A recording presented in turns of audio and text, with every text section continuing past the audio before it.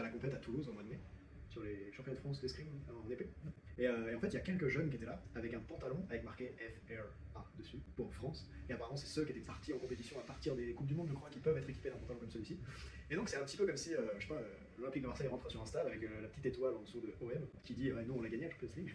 Je sais pas, j'exagère, mais ce que je veux par là, c'est que ta tenue à ce moment-là dit qui tu es. Et d'ailleurs, quand je faisais du judo quand j'étais plus jeune, parce que parmi tous les sports que j'ai fait en compétition, il y a eu aussi du judo, il m'arrivait, en étant au poids que je faisais et à l'âge que j'avais, de monter sur le tatami avec quelqu'un en face qui avait 2 ou 3 ceintures de plus que moi. Et voilà, en fait, c'est un petit peu ce qui se passe quand le tireur arrive face à lui, quelqu'un qui porte un pantalon avec marqué équipe de France. Moi, c'est qu'avant même de monter sur la piste, le match est presque déjà perdu dans la tête, puisque quand je montais sur le tatami avec ma ceinture jaune et que je tombais contre une ceinture orange du judo, je me disais, oh, ça va mal se passer ce truc.